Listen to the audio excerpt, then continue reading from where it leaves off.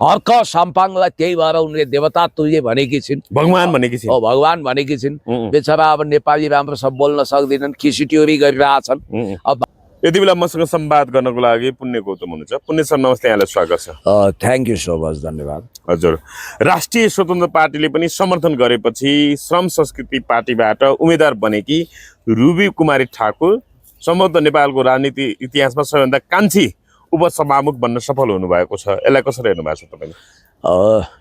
पहिल्यै पनि हामीले अग्रिम हार्दिक बधाई तथा शुभकामना भनेका थियौँ। आज त मेरो मन यति एकदम पुलकित भएको छ, म यति खुसी छु। I am very happy, I am so glad कि मधेसमा पनि अल्पसङ्ख्यक अपहेलित चेली जेनजी जेनेरेसन जेड को प्रतिनिधि 25 नागेर भर्खर 26 टेक्दै गरेकी। हुन त गुगल सर्च गरेर कतिपय साथीहरूले अलिक विश्वमै सबभन्दा कम उमेरको उपसभामुख भन्नुभयो। त्यो चाहिँ होइन, अल्बानियामा सबभन्दा कम उमेरको उपसभामुख इलेक्टेड भएको हो। तर पनि विश्वमा सबैभन्दा कम मध्ये दोस्रो उपसभामुखको इतिहास रच्न सफल भएकी रुबी कुमारी ठाकुर उनी आफैमा महा सौभाग्यशालिनी रहेछिन्। किनभने उनलाई राजनीतिमा बामे सरेको अवस्थै थिएन, ताते ताते गर्दै थिइन्। जुन दिन उनले राजनीतिमा पाइला टेकिन् त्यो दिन सांसद भइन्। हर्क साम्पाङलाई त्यही भएर उनले देवता तुल्य भनेकी छिन्, भगवान भनेकी छिन्। भगवान भनेकी छिन्। बेचारा अब नेपाली राम्रोसँग बोल्न सक्दैनन्, खिसिट्योरी गरिरहेछन्। अब भाषा सिकाउने तालिम दिने कुरा हुँदै गर्छ, किनभने आखिर सभामुख कौन सा एकदमै दुधले धोए। भाषा सिकाउने तालिम दिने कुरा हुँदै गर्छ, किनभने आखिर सभामुख कौन सा एकदमै दुधले धोएको दमननाथ ढुङ्गाना जस्तो सुभाष नेम्बाङ जस्तो त छैन। सभामुखको स्तर अनुसार के उपसभामुख आउनु भएको छ, उहाँलाई हार्दिक बधाई शुभकामना छ। र पार्लियामेन्टमा वास्तवमा नेकपा एमालेको पनि मत मान्नुहोस्, त्यसलाई नेकपा एमाले तटस्थ बसेको भनेर भन्नु हुँदैन। किनभने रुबी कुमारी ठाकुरलाई निर्वाचित गर्नको लागि राखिएको प्रस्तावमा हामी पनि सहमत छौँ र धेरै धेरै बधाई शुभकामना। भारी मतका साथ उहाँ इलेक्टेड हुनुभयो र राप्रपाले टाङ अडाएर सरस्वती लामाजीलाई उम्मेदवार खडा गरेको थियो। उहाँको पक्षमा जम्मा जम्मी त्यही राप्रपाका 5 मत मात्रै आए, 5वटा मत आयो र भारी मतका साथ रुबी कुमारी ठाकुर निर्वाचित हुनुभएको छ कान्छी उपसभामुख। हामी एकदमै पुलकित छौँ र हर्क साम्पाङको राजनीतिक दूरदृष्टि र कमालले गर्दा उहाँ त्यहाँ पुग्नुभयो। हर्क साम्पाङ र श्रम संस्कृति थिएन भने यो कान्ट इमेजिन, यो परिकल्पना पनि गर्न सकिँदैन। त्यसकारण आदि बधाई त म रुबी कुमारी ठाकुरलाई दिन्छु, आदि बधाई शुभकामना हर्क साम्पाङ इन्टायर टिम श्रम संस्कृतिलाई दिन्छु, जसले फुल जस्तै कोमल इनोसेन्ट उपसभामुखलाई तपाईँले संसदमा इन्ट्री गराउनुभयो। धन्यवाद, शुभकामना। हजुर, यहाँनिर बालेन शाह चाहिँ सुरुदेखि नै संस्कृति पार्टीलाई उपसभामुख दिनुपर्छ भन्ने पक्षमा, तर रवि लामी छाने चाहिँ त्यसको विपक्षमा, राप्रपालाई दिनुपर्छ भन्ने पक्षमा लाग्यो भन्ने कुराहरू आयो। जस्तो अब हिजो मात्रै पनि अब निर्वाचन अस्ति मात्रै उम्मेदवारी दर्ता गराउनुभन्दा अगाडिसम्म पनि अब ज्ञानेन्द्र शाहले भन्दै थिए होइन, रवि लामी छानेले फोन गरेर होइन तपाईँहरूले उम्मेदवार दिनुहोस् अनि हामी समर्थन गर्छौँ भन्या भएर हामीले उम्मेदवार दिएको हो भनेर संसदीय दलका नेता, राप्रपा संसदीय दलका नेता ज्ञानेन्द्र शाहले भन्दै हुनुहुन्थ्यो। रवि लामी छानेले चाहिँ श्रम संस्कृतिलाई दिन नखोज्नुको पछाडि के कारण हुनसक्छ? अब यसमा म तपाईँलाई के भन्छु भने यहाँनिर एउटा भाष्य न्यारेटिभ्स जबरजस्ती के सृजना गर्न खोजिएको छ भने यो चाहिँ सरकारी पदको भागभण्डा हो र रासोपाले आफ्नो झोलीबाट उपसभामुख पद भिखमा दिएको हो, अनुदान दिएको हो, दयाको याचनाको भिख हो त्यो। र रासोपाको कारणले रासोपाले भागभण्डामा दिएको हुनाले श्रम संस्कृतिले पायो भन्ने गलत मिथक सृजना गरिएको छ। म तपाईँलाई भन्छु, यदि संसदीय कानुन अनुसार हाम्रो संवैधानिक व्यवस्थापन अनुसार दुवै पद एउटै पार्टीले लिन पाइदिएको भए अरूले दाराङ नङिच्याए पनि हुन्थ्यो, रासोपाले आफ्नै झोलीमा हाल्थ्यो। हाम्रो संविधानभित्र सभामुख र उपसभामुख फरक पार्टीको हुनुपर्ने, प्रतिपक्ष दलको नेता प्रतिपक्ष सांसदबाट हुनुपर्ने, फरक लिङ्गको हुनुपर्ने, फरक समुदायको। अर्थात् खस आर्य रासोपावाला डिपी अरियाल सभामुख भइसकेपछि स्वाभाविक रूपमा खस आर्यभन्दा बाहिरको समुदायबाट त्यसमा पनि लैङ्गिक हिसाबले महिला नै चाहिन्थ्यो जेन्डरमा हो त्यो फरक हिसाबले दल फरक समुदाय फरक लिङ्ग हो फरक लिङ्ग फरक दल फरक समुदायको हिसाबले अब उहाँहरू सुरुदेखि नै काङ्ग्रेस एमालेलाई नदिनेमा प्रतिबद्ध हुनुहुन्थ्यो नयाँ पार्टीलाई दिनुपर्छ भन्ने उहाँहरूको एउटा रटान थियो अब काङ्ग्रेस एमाले बाहेक प्रचण्डवाला नेकपाले पनि मुख मिठाइरहेको थियो डार्क हर्सको रूपमा निकै अगाडि बढ्न खोजिरहेको थियो अब तर पनि नयाँ दललाई दिनुपर्छ भन्ने न्यारेटिभ्स निर्माण भएको हुनाले नयाँ दल भनेको त राप्रपा पनि होइन चिन्तनको हिसाबले विचारको हिसाबले संस्कृतिको हिसाबले हर हिसाबले यो पनि उही पञ्चायत चारेर पञ्चायत डकारेर आएका पञ्चमण्डलीको पुरानो क्लब भारदारी सभा र नित्य बौद्धल कालमा 2047 सालमा त औपचारिक रूपमा स्थापना भएको खिँदै टाक्सिँदै चोइटिँदै समाप्त हुँदै गएको किन 44 मरिच आफ्नै रागले भने जस्तो विचारको हिसाबले नीतिको हिसाबले कार्यक्रमको हिसाबले सिद्धान्तको हिसाबले जनताबाट अस्वीकृत जमातको रूपमा स्थापित भएको राष्ट्रिय प्रजातन्त्र पार्टीलाई दिँदाखेरि नेपालको संविधान कानुन नियम विधि र राष्ट्रपाकै स्थापित मान्यता विपरीत हुने भएको हुनाले कुनै दयाले अनुदान दिएको होइन र यो कुनै बालेन शाह असीम अनुकम्पा गरेर देवादिदेव महादेव भनेर जस्तो भएर तथास्तु भनेर हर्क साम्पाङज्यूलाई यो उपहार दिएको अथवा यो तपाईँको अनुदान दिएको होइन कि हक लाग्थ्यो के हर्क साम्पाङको अधिकार थियो त्यसकारण क्राइटेरियामा त्यो मिट गर्यो नयाँ पार्टी अनि त्यसपछि विचारको हिसाबले पनि तपाईँको अहिलेको संविधान स्वीकार गर्ने राप्रपाले त यो संविधान पनि मान्दिन भनेको छ राजा ज्ञानेन्द्रको राजआज्ञा विपरीत चुनावमा भाग लिएको छ संविधान मान्दिन संविधान अन्तर्गत शपथ खान्न भन्ने शक्तिले मन्त्री ताक्ने सांसद त हुन नैतिक रूपमा मिल्दैन भने मन्त्री ताक्ने प्रधानमन्त्री ताक्ने सभामुख ताक्ने उपसभामुख ताक्ने पाए जति ग्यामगुम खाने संघीयता अस्वीकार गर्ने तर पनि प्रदेश सरकारमा भाग लिने यो अनैतिक काम राप्रपाबाट भइआएको थियो जो हिजो खारेज भएको छ स्याबास क्या बात अर्को कुरो बालेन शाहको एउटा निहित उद्देश्य के छ भने हर्क साम्पाङज्यू जब राष्ट्रवादी आवाज देश जनता पार्टीका समृद्धिको पक्षमा आवाज उहाँले बुलन्द गरेपछि उहाँलाई एकदमै हैरान भएको थियो वास्तवमा उहाँहरूको एउटा चाहना यो पनि होला कि हर्क साम्पाङलाई उपसभामुख पद मा आफू सहमत भएपछि एउटा तितो सत्य चाहिँ के हो भने राष्ट्रपा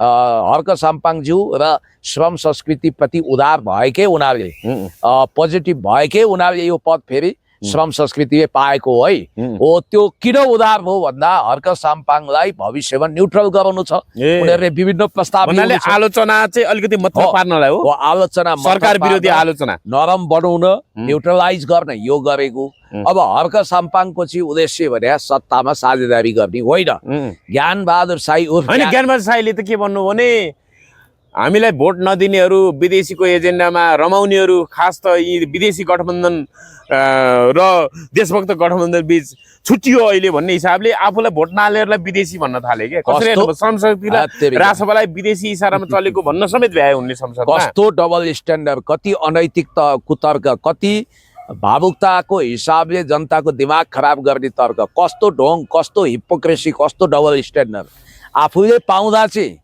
आफू सर्रक्कै स्वदेशी हुने अनि अरूले पाउँदा विदेशी हुने यो कुनै तर्क हो म तपाईलाई 2 मिनेट लिएर यसको विषयमा भन्न चाहन्छु पहिलो कुरो त ज्ञानेन्द्र शाहीजी ज्ञानबहादुर शाहीजी नेपालीहरूको इन्स्टिट्युसनल मेमोरी त्यति कमजोर छैन जति तपाईले सोचिरहनु भएको छ निकट अतीतको कुरा म तपाईलाई सम्झाउँछु चारैतिर न्युज व्यापक भएको र तपाईले मिडियामा पनि भोकली बोल्नु भएको छ खास गरी खुशबु ओली र सरस्वती लामालाई किन समानुपातिक सूचीमा राखियो भनेर सबभन्दा बढी रोइयो मचाउने तपाईँ हो नि त्यतिखेर भन्नाले खुशबु ओली र सरस्वती लामालाई सांसद बनाउनै हुँदैन भने नै ज्ञानबहादुर शाही हो अरे गुगल सर्च गर्नुस् भिडियो हेर्नुस् उहाँलाई सोध्नुहोस् तपाईँहरू बोम तेर्स्याएर माइक तेर्स्याएर यो प्रश्न राख्नुहोस् उहाँ आफैले यो अब यो नातावाद हुन्छ किनभने सरस्वती लामाजी भनेको नातागत हिसाबले सम्भ्रान्त वर्गको मान्छे बुद्धिमान तामाङजी जो शक्तिशाली उपाध्यक्ष र पूर्व गृहमन्त्री पटक पटक मन्त्री हुनुहुन्छ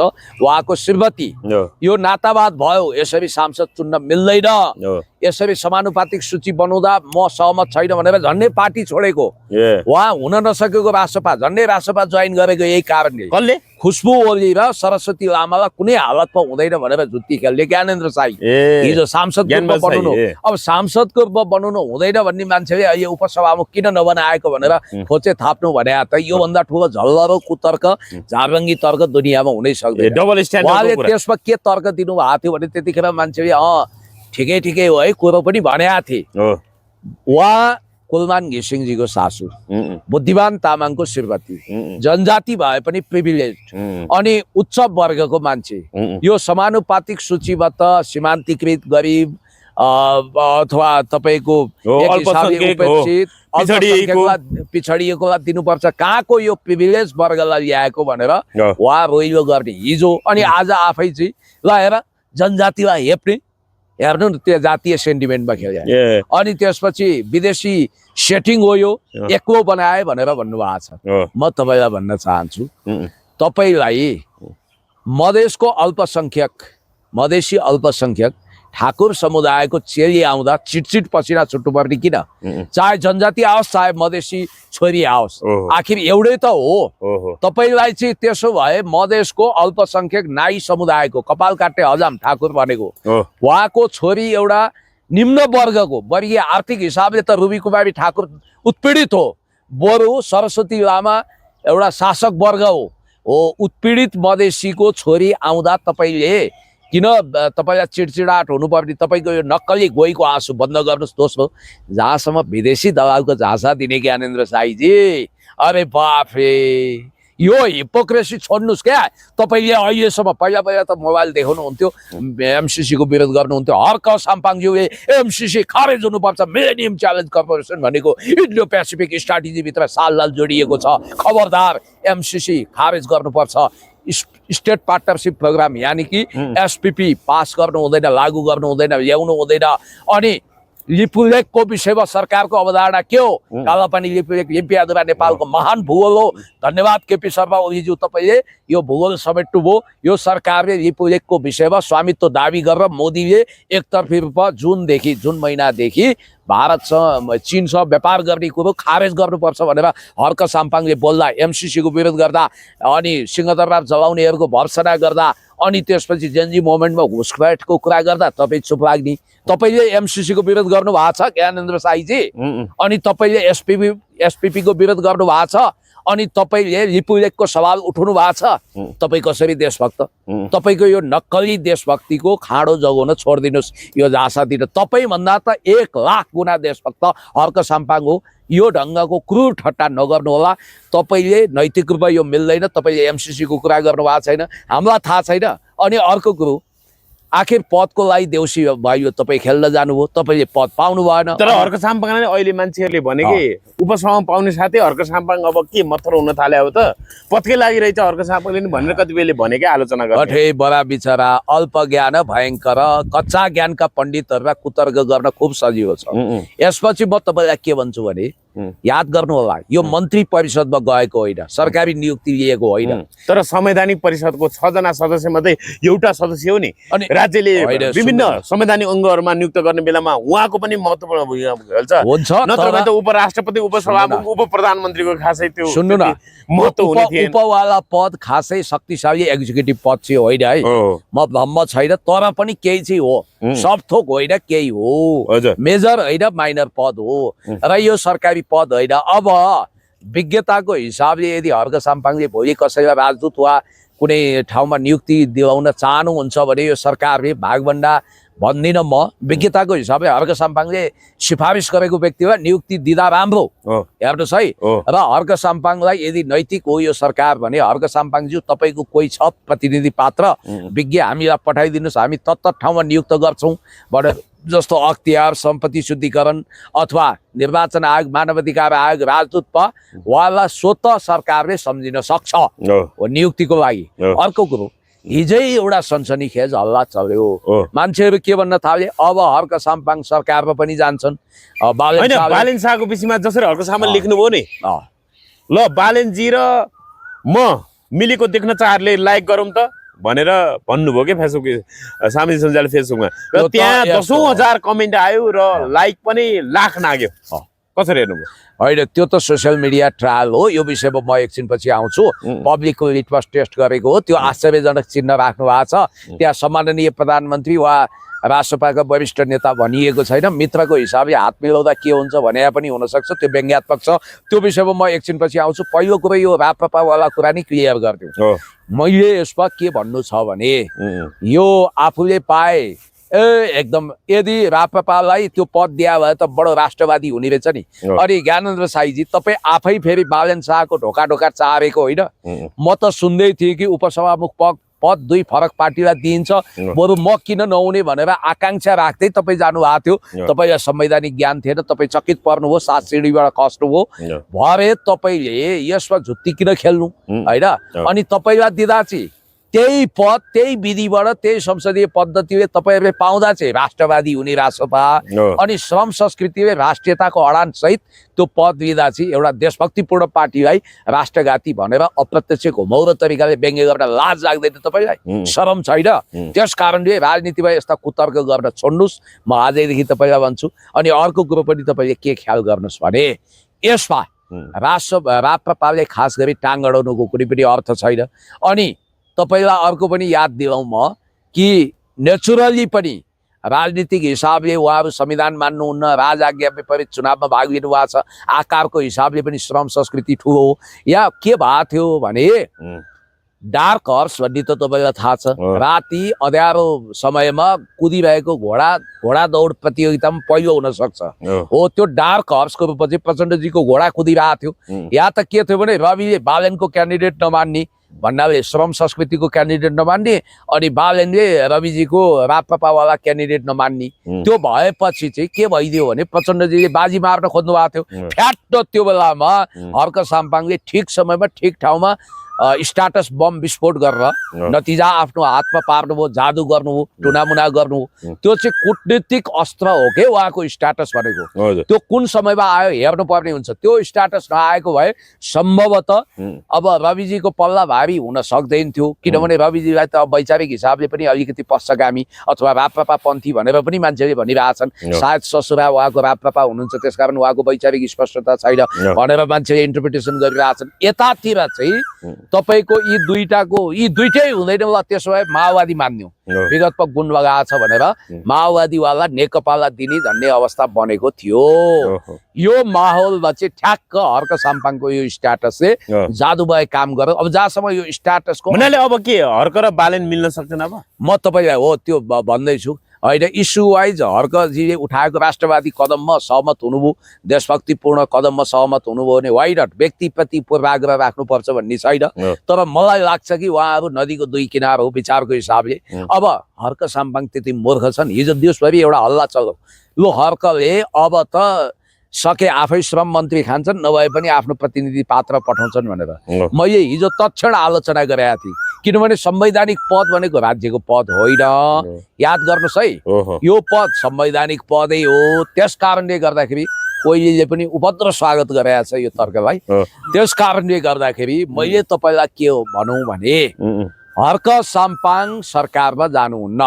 सरकारमा जान साथ उहाँको राजनीतिक औचित्यतामाथि अजङ्गको प्रश्न उब्जिन्छ, किनभने विगतमा उहाँले प्रश्न उठाउनु भएको छ। 2टा कुरा, एउटा हर्क साम्पाङ ले पार्टीभित्र फरक शक्ति केन्द्र बन्नु न, कुनै गुट बन्नु न, कुनै व्यक्तिलाई ठुलो बडो बनाउनुहुन्न, आफू पनि जानुहुन्न नैतिक रूपमा। अर्कोलाई पठाइदियो त्यसले गुटबन्दी गर्दा। अर्को हर्क साम्पाङलाई थोरै माया दया गरेर सरकारमा लाने हो र उहाँलाई त समाप्त पार्न, उहाँको मुख थुन्न, उहाँको राजनीतिक औचित्यता समाप्त पार्न देशी विदेशी ग्रान्ड डिजाइन अन्तर्गत लगेपछि भोलि त्यही मन्त्रीलाई घुस्या बनाइदिन्छन्, अथवा स्ट्रिङ अपरेसन गरेर नखाएको घुस पनि खायो भनेर उहाँहरूलाई बदनाम गरेर मन्त्री बर्खास्त गरेर हर्क साम्पाङलाई माटोमा मिलाउन सक्छन्।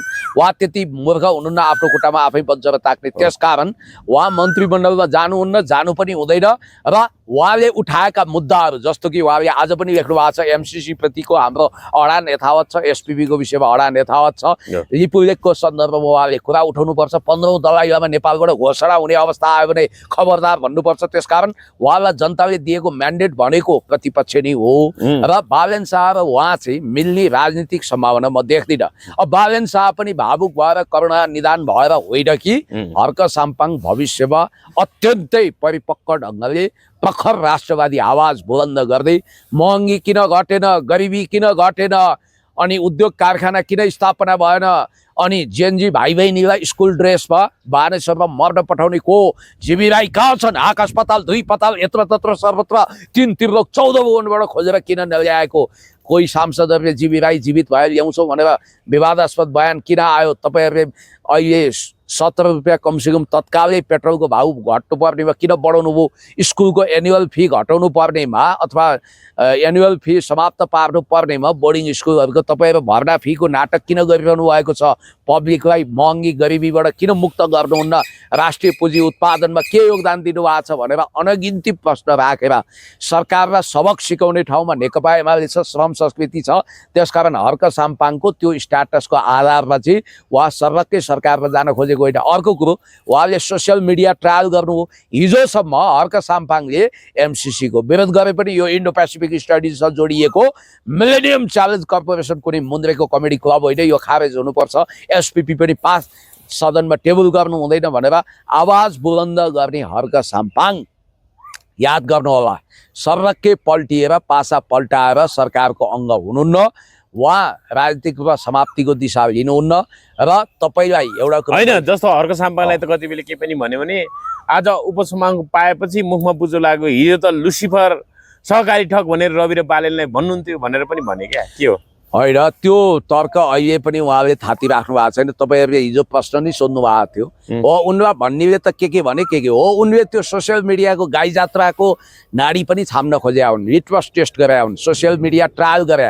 हिजोसम्म हर्कलाई ल हेर यो हर्के हवलदार महँगीको विरोध गरे पनि, गरिबीको विरोध गरे पनि, भ्रष्टाचारको विरोध गरे पनि, एमसीसीको विरोध गरे पनि, अनि जेएनजी मुभमेन्टमा विद्यार्थी भाइ बहिनीलाई स्कुल ड्रेसमा मर्न बाध्य बनाउने को भने पनि, 24 गतेको घटनाको अनुसन्धान किन भएन भनेर जाँच प्रश्न राखे पनि, अनि देशमा विदेशी हस्तक्षेप रोक्नुपर्छ भने पनि, जे राम्रो कुरा गरे पनि यो हर्के हवलदारको दिमाग सड्या छ, यसको कुनै औचित्य छैन, यो डबल स्ट्यान्डर्डमा छ भन्नेहरूले आज त ओहो हामीले त चिनेनछौँ जानेनछौँ, क्या मजा, हर्क दाई बालेन दाई मिल्नु पर्यो, हर्क साम्पाङलाई हामीले चिनेनौँ सो सरी भनेर पर्लकै पल्ट्या छन्। उहाँको त्यो स्ट्याटसमा झन्डै 2 लाख लाइक छ, हजारौँले सेयर र कमेन्ट गरेका छन् भन्ने बित्तिकै यहाँ त कुरा के आयो भने केपी शर्मा ओलीज्यू र मानौ शेरबहादुरले पनि घन्टी चुनाव चिन्हमा उठ्या भए जित्नुहुन्थ्यो होला, अनि यदि बालेन र रवि पनि रुख चुनाव चिन्ह लिएर उठ्या भए हार्थे होलान्, किनभने यो भेडापन्थी कुराहरू बढी भयो। अनि अर्को कुरो भनिएको त तपाईँ मुख बन्द गर्न सक्नुहुन्न, हेर हेर हेर हर्केको औकात भनिरहेछन् नि भन्नेले, हिजोसम्म आदर्शका कुरा गर्ने, अनि जेएनजीहरूको दमन गर्ने लुसिफर, अनि त्यसपछि विदेशी एजेन्ट, विदेशी दलाल, अनि रगतमा होली खेल्ने एमसीसीका दलाल, एसपीपीका दलाल, भ्रष्ट आदि इत्यादि भनेर यो सरकारको खुनकुत्रो उतार्ने हर्क साम्पाङ नाथे एउटा उपसभामुख नामक एउटा पिलन्दारे पदको लागि घुँडा धसेर नाक रगडेर आत्मसमर्पण गरेर बालेनको दौराको फेर समात्ने योभन्दा पदको लोभी, योभन्दा डबल स्ट्यान्डर्ड, यो जस्तो अडान नभएको घरि रवि लामिछानेलाई सहकारी ठग बनाएको छ, घरि विदेशी एजेन्ट बनाएको छ, घरि यो बालेनभन्दा रवि नै ठिक होला भनेको छ, घरि बालेनमा लुसिफरवादी भनेर देश बर्बाद बनाउने पात्रको रूपमा उभ्याएको छ, घरि बालेनजी र म मिल्दा के हुन्छ भनेको छ भनेर उहाँका सदाबार विरोधीले खोचे थापेका छन्, गलत ढङ्गले उहाँलाई नङ्ग्याएका छन्। अर्को चाहिँ साँच्चै इनोसेन्ट तर राजनीति नबुझ्ने, डिप्लोमेसी नबुझ्नेहरू अहिले पिरलोमा परेका छन्। इभन हर्क साम्पाङका फ्यान होइन, के हो हर्क साम्पाङ त बडा चमत्कारिक छन्, प्रचण्ड जस्तै छन्, घरि विरोध गर्छन्, घरि समर्थन, घरि लपक्कै, घरि चुम्मा चाटी गर्छन्, घरि छुरा हानाहान गर्छन्। यो के चाला हो, यो मान्छे त बुझ्नै सकिएन। यो त जेम्स बोन्डको मुभीको रहस्यमय पात्र अथवा आर्थर कानन डायलको उपन्यास सरक होम्सको जस्तो पात्र, छेपारोभन्दा छिटो रङ बदल्छन् भनेर उहाँलाई नबुझ्नेहरूले यो भनेका छन्। तपाईँलाई म स्मरण गराउँछु, अहिले डोनाल्ड ट्रम्प भ्लादिमिर पुटिन भेटेपछि रेसलरले जस्तै धक्का मुक्का फाइट हानाहान गर्छन्, गर्दैनन् नि, तर राजनीतिक हिसाबले त कति दुश्मन जस्ता छन् नि त। होइन, अहिले- संसदमा हिजो हर्क साम्पाङले जुन उहाँको प्रस्तुति दिने हो नि, ओहो राम्रो सम्बोधन गर्नुभयो। हर्क साम्पाङले बाहिर स्ट्याटसमा अलिकति बढी लेखेको जस्तो लागे पनि उहाँको सम्बोधन चाहिँ शालीन भद्र थियो। सांसदहरूलाई नै पाठ पढाए भन्ने हिसाबले पनि आयो क्या। एकदम शालीन भलाद्मी होइन, इमानदार, रुबीलाई कसैले परिपक्व। बहिनी भनेको विषयमा नि उहाँले आपत्ति बहिनी जनाउनु, नबन्नु है। ज्येष्ठ नागरिकलाई अपमान गरेको विषयमा नि उहाँले उठाउनु भयो। ज्येष्ठ नागरिकको बारेमा त अमरेश कुमार सिंहले एउटा खुट्टा आर्यघाटमा अर्को खुट्टा चाहिँ संसद भवन भनेर, जो मान्छे पनि बालक हुन्छ, युवा हुन्छ, वृद्ध हुन्छ, त्यसकारण उमेरलाई खिसी नगरौँ भनेर वाह क्या बात, क्या राम्रो कुरा गर्नुभयो। अर्को कुरो मानवता देखाउनु भएको छ।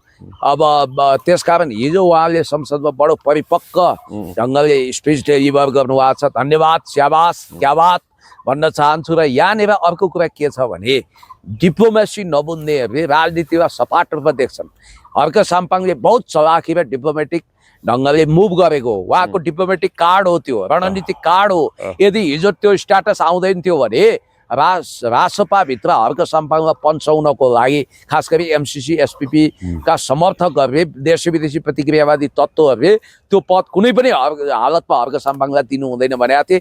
त्यही स्ट्याटसले चाहिँ जादुको काम गर्यो। ओहो हर्क साम्पाङ त हामीप्रति न्युट्रल रहेछन् भनेर त्यहाँभित्र रवि पङ्क्तिलाई पनि न्युट्रलाइज गर्यो, विदेशी पङ्क्तिलाई पनि न्युट्रलाइज गर्यो। उहाँको त्यो रणनीतिक चलाकी हो। अब यहाँनिर के छ भने पिङपङ डिप्लोमेसी अन्तर्गत अन चाइना ओल्ड अर्डर जस्तो विश्व प्रसिद्ध कृति लेख्ने हेनरी किसिन्जरको इसारामा रिचर्ड निक्सन जब चाइना भ्रमणमा आउनुभयो 1971-72मा, त्यसपछि माओ त्से-तुङले पहिला अमेरिकी राष्ट्रपतिलाई पेपर टाइगर भन्थे, कागजी बाघ, अनि रिचर्ड निक्सनले माओ त्से-तुङलाई चाहिँ कम्युनिस्टको नाउँमा आतङ्क मचाउने व्यक्ति भनेर भन्थे। तर उनीहरू भेट्टासाथ कुस्तम कुस्ता, धक्कम धक्का, एकले अर्कालाई हानाहान गरे त गरेनन्। टोस्ट प्रस्ताव गरे, चिया खाए, कफी खाए। अब बालेन शाह र हर्क साम्पाङको पनि त्यही हो। राजनीतिमा कूटनीति हुन्छ। यसको मतलब बालेनमा हर्क, हर्कमा बालेन विलय भएको होइन, चाउरे पिरती सुरु भएको पनि होइन, हर्क साम्पाङ पदको लोभी पनि होइन, र नाथे 2-4 थान पदको लागि आत्मसमर्पण गरे पनि होइन। उहाँको त कूटनीतिक चातुर्यता, राजनीतिक परिपक्वता, धैर्यता, किनभने त्यो संवैधानिक पद हातबाट उम्किन दिनु हुँदैन थियो। राप्रपा त्यसैको लागि घोडा दसेर लाग्यो। नपाएपछि रोइयो गऱ्यो, नाइ मलाई त्यही कटी चाहिन्छ, सही भयो, उफ्रीताफ्री गऱ्यो। मधेसको अल्पसङ्ख्यक चेली उपसभामुख हुँदा उनलाई चिटचिट पसिना आयो। आफैले विरोध गरे होइन ज्ञानेन्द्र साईले हिजो, सरस्वती लामा हुँदैन है, यो त बुद्धिमान तामाङको श्रीमती, अभिजात वर्गको मान्छे, खुसबु ओली हुँदैन भन्ने आज आफै उनको पक्षमा रोइयो गर्ने। अनि एमसिसीको विरोध गर्दैनन्, उनले एसपिपीको विरोध गर्दैनन्, लिपुले हाम्रो सार्वभौम सत्ता सम्पन्न भूगोल भन्दैनन्, अनि भोत्राको ठुलो कुरो गर्ने, यस्ता कुरा नगरौँ। यहाँनिर अब जस्तो हर्क साम्पाङ चाहिँ जस्तो दार्चुलामा तुइन विस्थापित गर्ने र पुल बनाउने भनेर जसरी उहाँले यो चुनावभन्दा अगाडि नै अभियान चलाउनु भएको थियो, चुनावभन्दा अगाडि प्रतिरोध जनाउनु भएको थियो, त्यसै अनुसार चैत्रको 24 गते केही दिन अगाडि मात्रै उहाँ दार्चुलाको काठे दुम्लिङ भन्ने ठाउँमा चाहिँ होइन पुलको शिलान्यास गरेर आउनुभयो। कतिपयले फेरि महाकालीको नाममा चन्दा उठाएर होइन घट्टे खुलामा पोल भनेर पुल निर्माण गरे भन्ने हिसाबले पनि अब आलोचना गरे। फेरि अहिले फेरि एकजना व्यक्ति हिमालय टेलिभिजनमा बोल्दै रहेछन्, हर्क साम्पाङले बनाइरहेको पुल त त्यही दुम्लिङमा भएको पुलको 100 मिटर टाढा मात्रै छ, यति नजिक किन पुलको आवश्यकता पर्यो भनेर पनि यहाँ एक ढङ्गले आलोचना गरिरहेका छन्। यसलाई कसरी हेर्नुपर्ने छ तपाईँले? होइन, आलोचनाको निम्ति आलोचना गर्नुको तुक छैन। यो आवाज दुम्लिङवासी वा ब्यासवासी वा दार्चुलाका नागरिकले उठाएको होइन। यो मिडिया ट्रायल गर्ने मान्छेले अचाक्लीसँग उहाँलाई पिने के लिए बहाना चाहिए भने जस्तो न्यु खोज्नको निम्ति न्यु खोजेको। अब हेर्नुहोस्, त्यहाँ झ्याम्पट भएको, थोत्रो भएको, काम नलाग्ने पुल छ भने त्यही ठाउँमा 100 मिटर होइन, त्यही ठाउँमा पनि अर्को पुल बनाउनु पर्छ। आवश्यकताले बनाउन खोजेको, फिजिबिलिटी स्टडी गर्नु। अस्तिसम्म महाकालीमा बनाउनु पर्ने पुल कहाँको त्यहाँ दुम्लिङतिर बनाएको भनेर रोइयो गर्थे। अनि सरकारी तेल बेसारले कपाल फुलाएका पेन्सन इटर, एटेन्सन सिकर टाइपको अर्को व्यक्ति रोइयो गरिरहेका कसको कसलाई भन्न खोजेको नामै भन्दिनु, जसलाई सर्वोच्च अदालतमा अहिले पनि भ्रष्टाचारको मुद्दा छ। के को भ्रष्टाचार? 1 रुपियाँ काहीँ अनुदान दिएका छैनन्, सहयोग गरेका छैनन्। बरु म पुण्य गौतमले गरिब दुखी रोगी असहायलाई लाखौँ सहयोग गरेका छु। उच्च पदस्थ ती सरकारी कर्मचारी नाम किन लिएर सम्मानित गर्नु, सबैले बुझ्छन्। र उहाँले चाहिँ एकचोटि गएर राम्रो सूक्ष्म अवलोकन गरे हुन्छ। त्यो लगायत केही गोदी मिडियाहरू छन् अहिले रासोपाको टाट्टामा देखेको होइन मेलम्ची भट्टाचार्य काण्ड होइन मेलम्ची भट्टाचार्य काण्डमा मुछिएको भीम उपाध्यायको नाम लिन खोज्नुभयो तपाईले? कसको हो बुझ्नेलाई सारा काफी होइन। त्यस कारण उनी भ्रष्टाचारी नै हुनुपर्ने सर।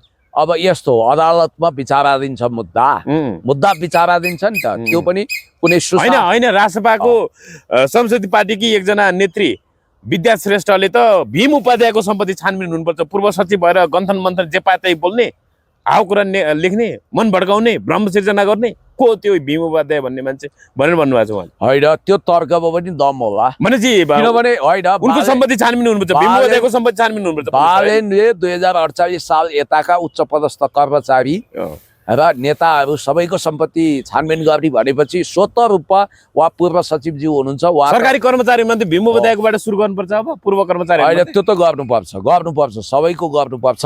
त्यस कारणले गर्दाखेरि उहाँ अनावश्यक पूर्वाग्रही किन भएको होला जस्तो लाग्छ भने जतिखेर हर्क साम्पाङले पाद्यजी भनेर सम्बोधन गर्नुभयो, उपाध्यायलाई पाद्य भन्छन् त गाउँघरतिर, कुन ठुलो कुरो हो होइन। तपाईँको उहाँ जब मेलम्ची भ्रष्टाचार काण्डमा मुछिएको भनेर मुद्दा पर्यो, त्यो मुद्दा परेपछि उहाँको बारेमा प्रश्नै उठाउन नपाउने, आफ्नो विषयमा चाहिँ उहाँ बोल्नुहुन्न, अरूलाई चाहिँ दुराचारी भ्रष्टाचारी भन्नुहुन्छ।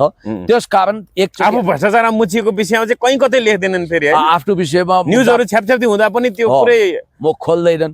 त्यो भएको हुनाले उहाँ अब फेरि यस्तो होला रासपासँग नजिक भएपछि मुद्दामा काहीँ सहुलियत हुन्छ कि कुनै नियुक्ति पाइन्छ कि भन्ने आश होला। होइन हिजोसम्म पहिला राप्रपालाई दिनुपर्छ, संस्कृति दिनु हुँदैन भनेर भनिरहने भीम उपाध्याय फेरि पछि त अनि रासपाले पनि समर्थन गर्ने भएपछि त होइन समानुपातिक त रुबी कुमारीहरूको लागि हो, सरस्वती लामाहरूको लागि होइन भनेर कसले एउटा वेबसाइटले न्युज लेखाएर छ, त्यही सेयर गर्दै थिए फेरि होइन। उहाँको त त्यस्तै हो, रासपाले जे गर्यो त्यो ठिक भनेर पर ताली पड्काउनुहुन्छ। उहाँ रासपामय बन्नु भएको छ, कहिले राजा ठिक राजा ल्याउनु पर्छ भनेर राप्रपामय हुनुहुन्छ, कहिले के हुनुहुन्छ घरि माओवादीको समर्थन गर्नुहुन्थ्यो। त्यसकारण यो लोक रिजाइनमा जानेहरूलाई फ्रान्सिस फुकुयामाले after the neocons America at the cross रोडमा ठिकै भनेका छन् कि यो एक प्रकारको अनावश्यक लुतो कनाई हो, यो क्षणिक वाहवाही हो, लुतो कनाउँदा बडो आनन्द आउँछ, एकछिनपछि घाउ हुन्छ। त्यस कारणले गर्दाखेरि यो उहाँको कुरै नगरौँ, किनभने उहाँलाई अननेसेसरी महत्त्व नदेऊ। शाबास क्या बात हर्क साम्पाङ, तपाईँ हिजो त्यहाँ दार्चुलामा पुलको शिलान्यास गरेर काठमाडौँ आइसक्नु भएको छ, भोलि धरान जाँदै हुनुहुन्छ र म सुन्दैछु विज्ञहरूसँग पनि अन्तर्क्रिया गर्दै होइन भोलि हुँदैछ भन्ने कुरा आएको छ के हो? हर्क साम्पाङले विज्ञहरूसँग छलफल गर्दैछन् के सुझाव सल्लाहको लागि गर्नुपर्छ। अब हामीले पनि सुझाव यहाँबाट दिइरहेछौँ होइन। म त ढुक्क छु, तपाईँको पनि सहभागी हुन्छ। सुन्नु न, कतिले अब म आवश्यक पर्यो भने जाउँला, हजुर कतिले चाहिँ हर्क साम्पाङ ओहो शुभचिन्तकले पनि अनि उहाँमाथि खुनखुत्रो गर्नेहरूले पनि के भनिरहेछन् भने होइन हर्क साम्पाङको अडान छैन, जुनसुकै दिन सरकारमा जान सक्छन्। गलत, बिल्कुल त्यस्तो होइन। हर्क साम्पाङसँग अडान छ, दृष्टिकोण छ। यो संवैधानिक पदमा जानु भनेको चाहिँ फेरि तपाईँको पदको देउसी भैलो खेल्नु होइन। मैले भनिहालेँ विज्ञताको आधारमा हर्क साम्पाङलाई सरकारले बालेन शाहजीले राजसभाले तपाईँले राजदूत वा संवैधानिक निकायमा कोही व्यक्तिलाई नियुक्त गर्न चाहनुहुन्छ भने आउनुहोस् भनेर आमन्त्रण गर्न सक्छन्, तर सरकारमा जाने सरकारको हिस्सा हुने भइदियो भए त पहिल्यै पार्टी एकता गर्नुहुन्थ्यो। होइन असीम शाह जो अहिले जस्तो असीम शाह बालेन शाहको अब राजनीतिक सल्लाहकार पनि हुनुहुन्छ असीम शाह जो संविधान संशोधन कार्यदलको संयोजकको त पनि तोकिएको छ, संयोजकको रूपमा पनि तोकिएको छ र उहाँले आज छलफल चलाउनु, आजबाट छलफल चलाउनु भयो भन्ने कुरा आयो संविधान संशोधनको लागि। उहाँ फेरि चलचित्र निर्देशक यताउता चलचित्र क्षेत्रको मान्छे हुनुहुन्छ, फेरि संविधान संशोधनको जिम्मेवारी दिइयो भन्ने हिसाबले आलोचना पनि गरे। के छ अब संविधान संशोधनको विषयमा घनभूत छलफल अगाडि बढ्ला त पुग्ने सर, आजबाट सुरु भयो भन्ने कुरा आयो क्या? सुन्नु न, बरु म चाहिँ अलिक क्रिकेट बुझेर क्रिकेट एसोसिएसन नेपालको अध्यक्षसम्म हुन सक्छु 5-7 वर्षमा। उहाँ राजनीतिभन्दा बिल्कुल अलग किताको मान्छे, संविधानको कुनै ज्ञानै छैन। अब right man in wrong place हुनु भएन। उहाँले film right man in wrong place हो असिम हो, राइट म्यान फिल्म क्षेत्रमा हो होइन, फिल्मको बारेमा संविधान संशोधन कार्यदल रङ प्लेस हो उहाँलाई। हो। उहाँलाई चाहिँ फिल्म नेपालको फिल्मी क्षेत्र कस्तो हुनुपर्छ, कलाकारिता चलचित्र बोर्डतिर नियुक्त गर्दा होइन, चलचित्र बोर्डलाई सदस्यहरू लानुपर्छ, कलाकारितालाई कसरी ठिकठाक गर्नुपर्छ, नेपालमा कसरी बक्स अफिस निर्माण गर्नुपर्छ भन्ने कार्यदलमा राखिदिया भए हामी पनि स्वागत गर्थ्यौँ। अब उहाँलाई काशी जाने कुत्तीको बाटो पठाइया छ। संविधानको केही विषयवस्तु नि थाहा छैन, छेउटुप्पै थाहा छैन, कता हो जिउरी कता हो गाँठी नि थाहा छैन। अब एक हिसाबले भन्नुपर्दा, हुन त अघि मैले बेप्रासङ्गिक कुरा हो, कतिले त हर्क साम्पाङलाई 33 कोटी देवता मात्रै होइन, सिमे भूमे काँचो वायु प्रेत मसान मन्साउनु पर्छ, अन्साउनु पर्छ। त्यसकारण हर्क साम्पाङलाई यसो उपसभामुख पदको टाँसो लगाएर अन्साएको मनसाएको हो भनेर कुतर्क गर्न पनि भ्याए। खैर यो कुतर्क हो, यसलाई खारेज गरिदिन्छु म। अब जहाँसम्म असीम शाहको कुरा छ, अब असीम शाहजी आफैलाई थाहा छैन संविधान के हो, त्यो कसरी एमेन्डमेन्ट गर्ने भन्ने, त्यही भएर त सुझाव माग्दै हुनुहुन्छ त्यसको बारेमा दफावार छलफल कसरी गर्ने भन्ने। यस्तो हो कि बालेन शाहजीले आफ्नो यारी दोस्तीहरूको महफिल खडा गरेको हो कि अथवा के गरे हो त। जस्तो भनौँ न, मैले एउटा बेप्रासङ्गिक कुरा गर्छु, सागर रम्साल बलले छुटे हो, राइट हो। मैले अस्ति तपाईँलाई के भनेको थिएँ, आजीवी जमानीमा उनी छुटे।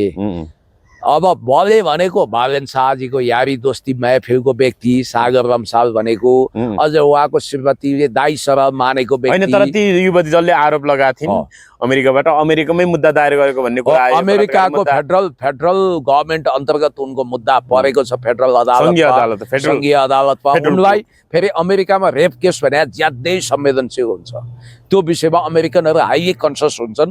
उनलाई त्यहाँ मानवाधिकार कर्मीहरू पनि दिएको छ, सुरक्षाकर्मी पनि दिएको छ, र त्यहाँ चाहिँ बिल क्लिन्टनलाई समेत मोनिका लेविन्स्की काण्डले खुनको आँसु बगाउन अभिशप्त बनाएको थियो। हाई प्रोफाइल केस मानिन्छ। त्यस कारणले गर्दाखेरि अब यो विषयमा भोलि इन्टरपोलले अनुसन्धान गर्न सक्ने अथवा अमेरिकी अनुसन्धानकर्ता नै नेपालमा आउन सक्ने अवस्था थियो। तर नेपालमा चाहिँ उजुरबाजुर भएन भनेर यहाँ चाहिँ अब त्यो अभद्र व्यवहारको मुद्दा हो, त्यसकारण त्यो सिडिओले खोल्ने हो। त्यसमा हाजिरी जमानीमा उहाँलाई रिहा गरिएको अवस्था छ। मैले तपाईँलाई भनेको थिएँ, सुन्नु न, बललाई अहिलेको अवस्थामा नसमाइएको थियो भने उनलाई जस्तो सरकारी डिटर्जेन्ट पाउडरले उनको दोषहरू नपखालिएको थियो भने उनी मुख देखाउन लायक हुँदैन थिए।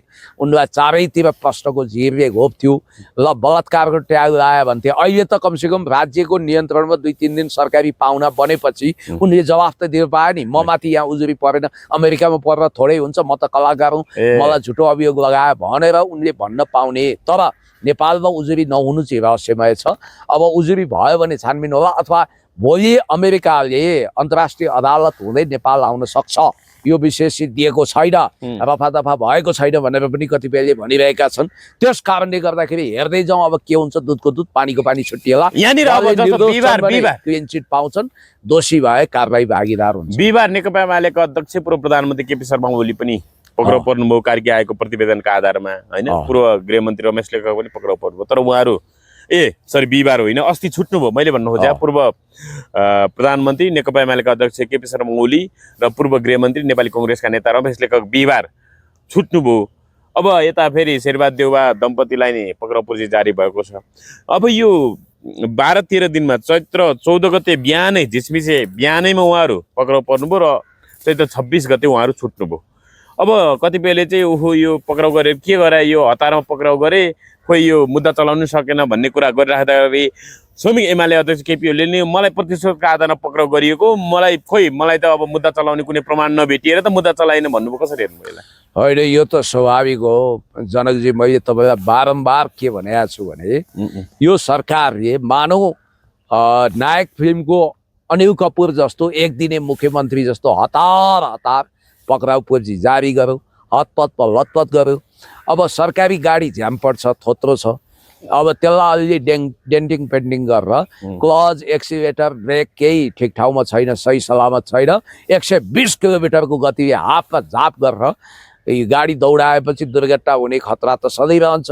अब उहाँहरूले कानुनी परामर्श लिएर, अदालतको सहमति लिएर यो ढङ्गले पक्राउ पर्ची लिएर अनुसन्धान गरेको होइन। फेरि अब सिधा कुरा के भने प्राइम मिनिस्टरले आदेश दिएको रिटर्न आदेश वा मौखिक आदेश दिएको छैन। नैतिकताको कुरो गर्ने हो भने त नेम्बाङ दाजुभाइलाई क्रूरतापूर्वक हत्या गरेको छ नि, त्यहाँ उस पाटनको कृष्ण मन्दिरमा, त्यो विषयमा पनि त गृहमन्त्री र प्रधानमन्त्रीले नैतिकताको आधारमा शान्ति सुरक्षा बहाल गर्न नसकेको, दिनदहाडे हत्या भएको विषयमा राजीनामा दिँदा हुँदो हो नि त। त्यस कारणले नैतिक जिम्मेवारी आफ्नो ठाउँमा छ, पश्चाताप आफ्नो त्यो त उनीहरुको व्यक्तिगत झगडा हो नि त। कोही आन्दोलनको कुरा छ नि सर। होइन सुन्नु न, व्यक्तिगत झगडा पनि त शान्ति सुरक्षासँग गाँसिएन। नागरिकको जीवधनको रक्षा गर्ने दायित्व सरकारको हो कि होइन? किन मुखदर्शक भएको भनेर भोलि राजीनामा माग्न सक्छन् नि त, त्यो नैतिक अधिकार त जनतालाई छ। त्यसो भएको हुनाले म तपाईँलाई के भन्छु भने आदेश दिने भनिएको जिल्ला सुरक्षा समितिको अध्यक्ष सिडिओले समेत घुँडामुनि रबरको गोली हान्ने आदेश छ। मेटलको गोली केही घण्टा मात्रै पक्राउ पर्यो। उनी त आजीवी जवानीमा तत्कालै छुटे होइन। चन्द्र केपी ओली र रमेश लेखको विरुद्ध यदि मुद्दा दर्ता भए पनि त्यो कमजोर मुद्दा हुन्छ होइन। अदालतले परमादेश दियो, डबल बेन्चले परमादेश दियो, आदेश मात्रै होइन। थप म्याद थप नगर्नु, 26 गतेपछि म्याद थप नगर्नु भने मतलब त छुटाउनु भनेको। अनि अर्को कुरो त्यो किन भन्यो भने तपाईँहरूले ज्यान मार्ने कसुरमा अनुसन्धान गर्नु हो, तपाईँहरूको प्रमाण हामीलाई चित्त बुझेन, थप अनुसन्धान गर्नु भने हो नि त। रिटर्न वा मौखिक आदेश छैन। अनि अर्को कुरो के छ भने त्यसको नैतिक कुरा होला, स्वभाव अरब होला, नेताहरूको अलिकति घमण्डी भयो भने पश्चाताप गरेनन्, त्यो बेग्लै कुरा हो। त्यसको बावजुद पनि रिटर्न आदेश छैन। सिडिओ त तत्कालै अब उनले मैले आदेश दिएकै छैन, यो कहाँबाट भयो भनेर भनिसकेपछि ऊ खानजीको पोडकास्टमा आए जस्तै इन्डियामा कतै प्रहरीको पोसाक, सैनिकको पोसाक दुरुपयोग गरेर मेटल धातुको गोली टाउकोमा ताकी ताकी रहस्यमय ठाउँबाट त प्रहार गरेको होइन। झलनाथ खनालले यही शङ्काको सुविधा बेनिफिट अफ डाउट लिएर कुनै अगुवा भवनको झ्यालबाट प्रहार गरिएको हुनसक्छ मेसिन गनको गोली भनेर भनिरहनु भएको छ। त्यस कारणले गर्दाखेरि यहाँनिर के छ भने मैले तपाईँलाई भनिहालौँ कि यो विषयमा सरकारको अपरिपक्व कदमले सरकार आफै ब्याकफायरमा पर्यो। अब संसद सिंहदरबार र सर्वोच्च अदालत जलाउनेहरू पक्राउ पर्छ नि त। अब पक्राउ पर्नुपर्छ। एकजना भाइ जगल्टा हल्लाउँदै वी डिड इट भनेर गर्व गर्दै हेमराज थापाको नाम भन्नाले राजसभाको उम्मेदवार पनि म व्यक्तिको नाउँ तोक्दिनँ। उहाँले बडो सान सिंहदरबार जलेपछि उहाँ खुसियालीमा रहेर हुनुको भएको लगायतका मित्रहरूले भिडियो ल्याइदिनु हो। उहाँले पनि गौरवका साथ त्यो भिडियो आफैले अपलोड गरेर उहाँ आफै सम्झनु भएको त देखिएको छैन नि। रमाउनु एउटा ठाउँमा होला, आफै झोक्न त गएनन् होला नि। तेरिका सबै कुरोको तपाईँसँग प्रमाण हुन्छ। के कुरा गर्नुहुन्छ, भित्रको सबै अडियो भिडियो खिच्नुहुन्छ, खिचिया होला नहोला त्यो बेग्लै कुरा हो। एउटा कुरा उहाँले त्यो कुन ठाउँमा भन्नुभएको छ, घटना के हो, एकदमै आगो दन्दनी बलिरहेको छ, धुवा आइरहेको छ, त्यही सिंहदरबार अगाडि उभिएर वी डिड इट भने के अब हामीले गर्यौँ भन्नुभएको छ। हामीले गर्यौँ भनेको मतलब त हामीले पौरख गर्यौँ भने होला नि त। जलायौँ भन्न खोज्यो कुनै एआई हामीले जलायौँ भन्न खोज्यो थियो। अनि उहाँले चुम्मा खानु भएको छ, यो ठिक भयो भन्नुभएको छ। अनि उहाँले त्यहाँ त सिंहदरबार जल्यो। हेमराज थापामा पक्राउ गरेर अनुसन्धान हुनुपर्छ म भन्दैछु। अब उहाँ मात्रै होइन, सबै जो जोडिएका छन् सांसदहरू होलान्, कोही मन्त्रीमण्डलमा गएका होलान्, बानेश्वरसम्म जेन्जी मोमेन्टमा विद्यार्थीलाई ल्याउने को थिए। अर्को कुरो उहाँ संवेदनशील हुनुहुन्थ्यो भने ए साथी हो यहाँ आगो बल्यो है निभाउँ भन्नुपर्ने नागरिक दायित्व जलाउनु हुँदैन भन्नु पर्थ्यो हो। दायित्व भएको ठाउँमा उहाँ त्यो बेला किन सिंहदरबार गएको मलाई जवाफ दिनु त। उहाँ किन जानुभयो, वी डिड इट किन भन्नुभयो, के गरेर उहाँले वी डिड इट भनेको। त्यस कारण यो विषयमा अब अहिले त उहाँहरूकै सरकार छ, उम्मेदवार पनि हुनुभयो। अब तपाईँले काफी कुरा गर्छन्। अन्तिममा जाँदै अहिले पाकिस्तानमा इरान र अमेरिका बीच अब यो झन्डै 6 हप्ता लामो युद्ध अन्त्य गर्नको लागि भनेर वार्ता हुँदैछ। अब 2 हप्ता त युद्ध विराम भइरहेको छ होइन?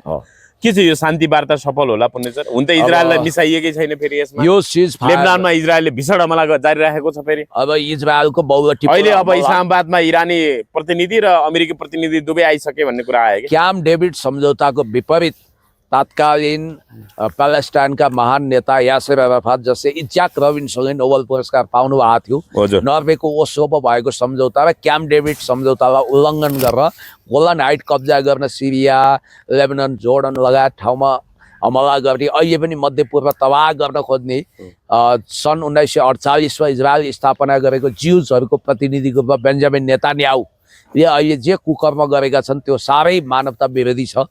उनी मध्यपूर्वको शान्तिको कट्टर दुश्मन भएका छन् र तपाईँलाई मैले भनिहालौँ कि यो प्रक्सी वार उनले नै सुरु गरेका थिए। र अहिले आगो झोसिएको अवस्था छ। तर स्ट्रेट अफ हर्मुज खोल्ने गरी जहाँबाट तेल ग्यासको सप्लाई हुन्छ त्यो नाका खोल्ने गरी सिज फायर गरिएको छ। अब कम्प्रिहेन्सिभ पिस एकर्ड हुनु पर्यो, बृहत शान्ति सम्झौता। त्यसमा जनरल मुनिरले पाकिस्तानको तर्फबाट उच्च कूटनीतिक भूमिका खेल्नु भएको, रसिया र चीनको पनि महत्त्वपूर्ण भूमिका रहेको सर्वविदितै छ। डोनाल्ड ट्रम्पले अब कुनै हर्फन मौला उत्तेजित सन्की भएर होइन, शान्त मोडबाट यो समस्या सल्टाउनको निम्ति अब अगाडि बढ्नु पर्यो र विश्व शान्ति कायम गर्नु पर्यो। यदि यो युद्ध भड्किँदै जाने हो भने थर्ड वर्ल्ड वारमा आमन्त्रण गरेको ठहर्ने छ। त्यस कारणले गर्दाखेरि मलाई जहाँसम्म लाग्छ अहिले हामीले त असंलग्न परराष्ट्र नीति र पञ्चशीलतामा विश्वास गर्छौँ। तपाईँले मैले सम्झाइहालौँ 1960को दशकमा अहिले संसारको नक्सामा नरहेको युगोस्लाभिया, जहाँ अहिले त सर्बिया, मन्टेनेग्रो, मेसेडोनिया, बस्निया हर्जगोभिना, कोसोभो लगायत दर्जनौँ टुक्रामा टुक्रिएको छ।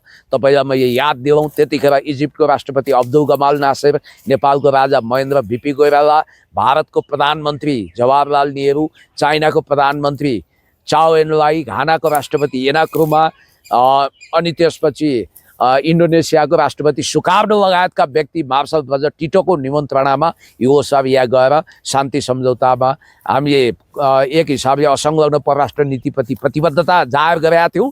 हामीले पनि मध्यस्थताको भूमिका खेल्न सक्छौँ। म यही भन्न चाहन्छु। Thank you so much.